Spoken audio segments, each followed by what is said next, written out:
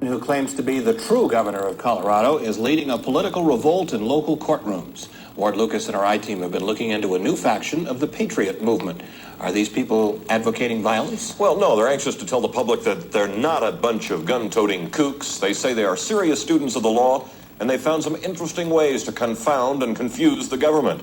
They've also found a man to lead their resistance movement. These plates are expensive. Eric Madsen and his friends claim the government is trampling on their rights as Americans.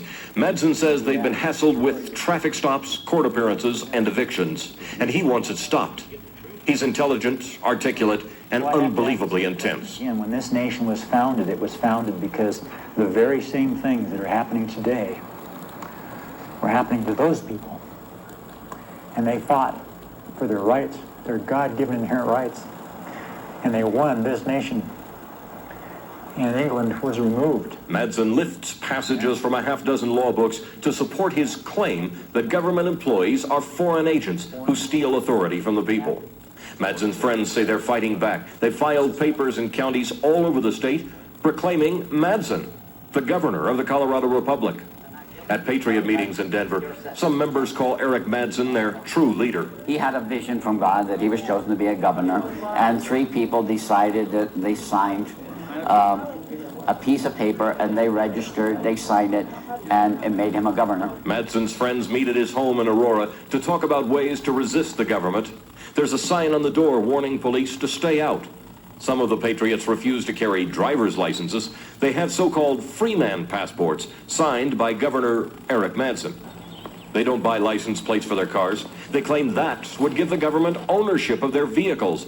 Instead, they make their own plates called allodial titles. The allodial property is secured by all the laws of this land. Madsen has filed dozens of lawsuits against government officials who disagree with his interpretation of the law. He often signs those papers as ambassador from the Kingdom of Israel. He's a pain in the neck. Judge Marcia Yeager ruled against Madsen in a Boulder traffic case, so Madsen sued her. It's nonsense.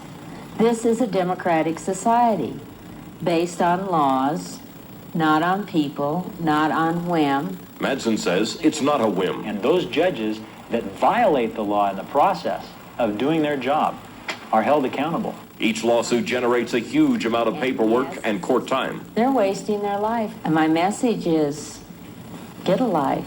We had a life before she came and tried to rape it from us. Madsen says he'll continue to file lawsuits and to defy the authorities whenever necessary. They're the ones that are involved in insurrection. They're the ones that stole lawful government from the people. They have absolutely no right to be doing what they're doing, and we're simply obeying the law. We have done nothing but obey the law. Police in Colorado have arrested a number of Patriots who've used alternative license plates and alternative identification. In fact, Madsen himself was arrested just a couple of days ago again, and he's facing more charges. He says the lawsuits against the cops are just continuing to build up. You said it at the beginning. They're very intense, and they have to be taken seriously. Absolutely take them seriously. No matter what you think of them, you cannot tell them to get a life. This is their life. They do have to be taken seriously. Thanks, Ward. If you think... Leader of the local Patriot movement was convicted of criminal impersonation in Jefferson County this week. It's not a particularly noteworthy case by itself, but Ward Lucas and our I-team report, local courts are swamped with cases involving the Patriot movement. The Patriots claim they're being harassed. Mark Emery Boswell leads a Patriot meeting in Denver each week.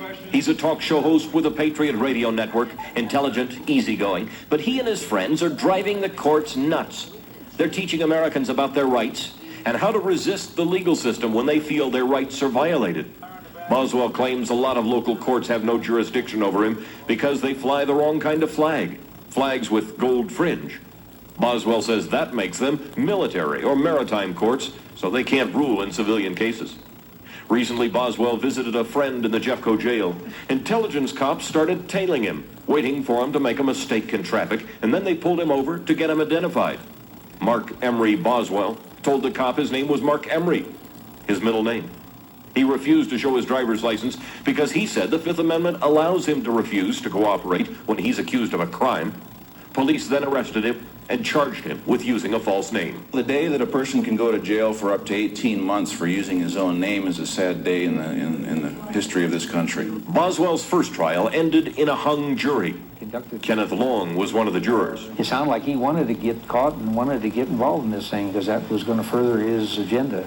Long says Boswell is wasting tax money by prolonging the legal process over a minor traffic violation.